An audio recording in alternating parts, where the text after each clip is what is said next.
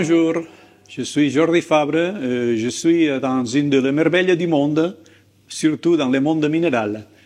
C'est un musée qui est dans une belle ville dans l'Orient et qui peut-être pas beaucoup de monde connaît bien.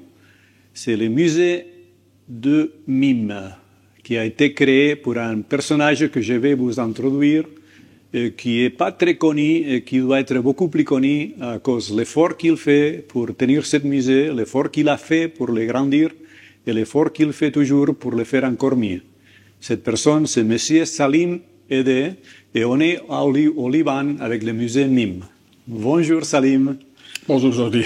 Comment allez-vous? Très bien. C'est un plaisir de vous rencontrer, c'est un plaisir d'être ici au musée avec vous. Et je voudrais bien fermer ma bouche et vous laisser parler, parce qu'à la fin, vous êtes ce qui a créé tout ça, et c'est vous qui devez raconter l'histoire de tout ça. Alors en fait, c'est une passion qui a une vingtaine d'années déjà. Donc j'ai commencé relativement tard à collectionner ces objets. En fait, j'ai une formation d'ingénieur, et dans la formation d'ingénieur, on explique comment la matière est faite, pourquoi on a toutes ces formes tout à fait étonnantes, ce qu'on appelle les cristaux, des formes géométriques qui sont des cubes, des hexagones, et ainsi de suite. Je trouve ça très beau, je trouve ça très étonnant parce que ce sont des milliards et des milliards d'atomes entassés avec un ordre remarquable et qui donnent toutes ces formes, qu'on retrouve même dans le grain de sel qu'on met à table. En général, les cristaux sont petits, de temps en temps, ils sont grands, ce sont ceux-là que j'ai collectionnés. Alors, en fait,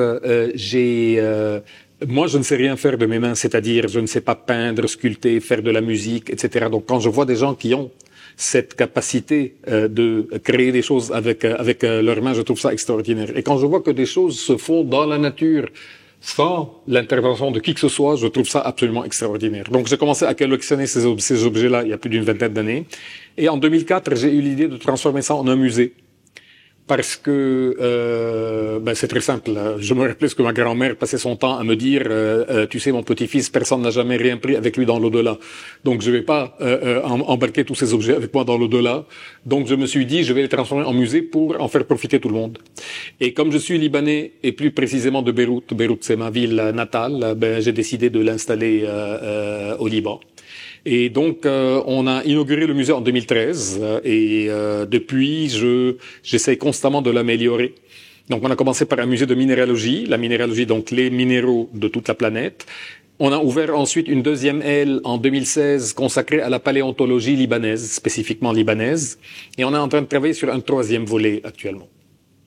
Donc, vous avez fait ça, et vous avez fait ça parce qu'un jour, soudain, vous avez découvert la merveille du minéraux, il y a une histoire arrière, vous êtes à Paris, tout à fait, votre métier, votre boulot, c'est à Paris. Qu'est-ce qu'il a passé à Paris? Alors, moi, j'ai commencé à travailler, en fait, j'ai cofondé une société d'informatique en 1986 à Paris avec un associé français et ensuite avec mes frères, beaux-frères, etc. Donc, aujourd'hui, la société compte 2600 personnes dans le monde, dont 800 à Beyrouth et 1100 à Paris. En fait, j'avais une passion pour la chimie. J'étais ingénieur chimiste avant de passer à l'informatique. Et ça m'a toujours fasciné, la chimie. Et d'ailleurs, j'ai fait un tableau périodique des éléments interactifs, etc., parce que c'était justement ma passion d'origine. J'ai commencé à collectionner les éléments de cette table-là, qui sont pour la plupart des métaux, qui tous se ressemblent. Donc j'ai vite fait le tour de la question. Et ensuite j'ai voulu voir d'où ces éléments-là provenaient. Et c'est là que j'ai commencé à collectionner les minéraux. Je me rappelle, c'était une galerie dans le 6e arrondissement de Paris, qui s'appelait Galerie Michel Cachou, où j'ai commencé à acheter mes tout premiers minéraux, des vanadinites du Maroc, qui sont parfaitement hexagonales, toutes petites, mais je trouvais ça très bien. Et puis c'est fini, on attrape le virus ensuite et on essaye de faire de mieux en mieux. Entre-temps, le marché de la minéralogie s'est beaucoup développé. Ce qu'on trouve aujourd'hui est d'une qualité encore supérieure à ce qu'on avait quand j'avais commencé. Malheureusement aussi, les prix augmentent. Mais la qualité augmentant, j'ai constamment amélioré le musée. Je continue à le faire. C'est-à-dire que chaque fois qu'il y a une nouvelle découverte, chaque fois qu'il y a une ancienne collection qui se défait, j'essaie de sélectionner les plus belles pièces, les pièces qui manquent à la collection, etc. Et je les apporte ici. Bon, bref, il faut que les gens connaissent la qualité de ce musée qui est énorme. pas seulement pour la diversité de tout ce que vous avez, mais aussi parce que vous tendez, selon les conseils de votre père, qu'il faut toujours prendre la meilleure pièce. C'est vrai. J'étais à ce musée plusieurs fois, et dans cette fois-là, j'ai compté jusqu'à 50 pièces au moins qui sont parmi les meilleures du monde, si ne sont pas déjà les meilleures. Alors ça, c'est quelque chose de vraiment extraordinaire, tenant compte que vous bougez pas beaucoup à cause de votre métier, votre travail, et vous faites des efforts énormes dans tous les sens pour avoir les meilleurs possibles de n'importe quoi. Comment est-ce que vous faites ça? Vous êtes Superman? Vous êtes quelqu'un d'extraordinaire? Non, c'est très simple. C'est très simple. J'avais commencé donc à acheter ensuite sur Internet, mais je crois que très vite, la plupart des marchands ont compris qu'il y avait une case qui manquait ici.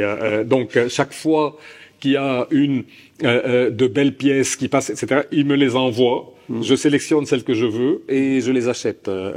Mais il faut pas, c'est-à-dire il faut pas lésiner là-dessus. Il faut vraiment se mettre à fond, de façon à avoir les plus belles pièces, parce que c'est ça qui va attirer les gens. Finalement. En fait, on connaît sur notre planète actuellement environ 5000 minéraux qui constituent toute notre planète. Donc, c'est tout ce qui constitue la matière solide de notre planète. Les roches, les montagnes, les pierres, les métaux, tout ça c'est fait de minéraux. On connaît environ 5000 minéraux. Tous ne donnent pas de beaux objets. Il y a environ 500, donc 10% des minéraux connus, qui peuvent donner de beaux objets. J'ai essayé de les avoir tous ici. Donc, on a environ 10% des espèces connues qui sont représentées en échantillons regardables.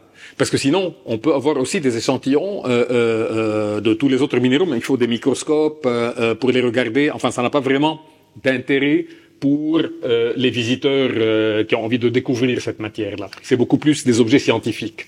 C'est vrai, vous savez que dès qu'on a commencé les musées, ces musées que vous avez connus avant, il avait un certain esprit qui est différent de les modernes esprits dans lesquels la beauté, c'est quelque chose qui récompense beaucoup les gens et même les propriétaires de musées. C'est une école américaine qui a dit que les minéraux sont des objets d'art. Qu'on peut comparer à des peintures, à n'importe quelle autre forme d'art, mais par contre, ne sont pas humaines, sont faites pour la nature. Si on tourne vers cette merveille qu'on a ici, cette légrandite extraordinaire, on voit que c'est pas seulement beaucoup plus grande de ce qu'on connaissait avant, mais que la couleur, l'éclat, la beauté en général, c'est formidable. Et c'est ça que vous cherchez donc. Tout à fait. Ce genre de pièces que vous cherchez. Alors, cette matière est très rare. Elle était connue en petits cristaux dans 2 mines principales dans le monde, une en Namibie, l'autre au Mexique. Et on trouve à la fin des années 70 une poche dans laquelle de très beaux cristaux sont formés. Celui-ci est le plus beau connu. J'ai réussi à l'avoir en 2007 et je suis content parce que c'est le plus beau connu de cette espèce. Ce qui est remarquable, c'est la palette de couleurs qu'il y a aussi. Donc la forme est belle, elle est en forme de faisceau, de gerbe, mais ce qui est aussi remarquable dans le monde des minéraux, c'est l'incroyable palette de couleurs. D'ailleurs, les appareils photos habituels sont conçus pour avoir le maximum de sensibilité sur la peau de l'être humain, puisqu'elles sont utilisées en général pour faire des portraits et des choses comme ça. Par conséquent, quand les gens viennent et essayent de photographier avec ces appareils normaux ces objets-là, les couleurs sortent de façon tout à fait aléatoire. Le vert devient bleu, le bleu devient je sais pas quoi, etc. Donc c'est très difficile d'imaginer un peu l'incroyable palette de couleurs. Et quand on n'a pas des appareils professionnels, très difficile de récupérer ces couleurs sur un appareil photo. Donc ce que j'essaye d'avoir, c'est les formes, c'est les couleurs, c'est l'éclat, et c'est la taille aussi. Alors, évidemment, pour plaisanter, je dis toujours aux gens qu'avec l'âge, je deviens de plus en plus myope et donc je collectionne des minéraux de plus en plus grands. Mais de fait, la taille moyenne est en train d'augmenter avec le temps parce que c'est ça qui plaît aux gens. Alors ça, on a ici une de les 50 pièces dans une liste imaginaire qui pourront être considérées parmi les meilleures du monde. Mais si on y va, on verra beaucoup des autres choses dans ce musée fabuleux qui doit être plus connu et qu'on recommande énormément à n'importe qui. Si on peut aller, Monsieur Salim, on verra parmi notre trajecte des autres pièces et on va voir une qui est déjà à l'entrée du musée. Comme on peut voir, c'est tout plein de choses extraordinaires. Je vous laisse décrire un petit peu le musée, la salle, ce qu'on fait en fait, cette promenade. Exactement. Ce qu'on a essayé de faire dans le musée, on a essayé d'éviter ce que l'un de mes frères appelle le musée punition. C'est-à-dire un musée sec, un musée que les gens voient une fois et qu'ils jurent de ne plus jamais revoir derrière. On a un taux de retour qui est de plus de 20%. 20% des visiteurs ont déjà vu au moins une fois ou deux fois ou trois fois le musée.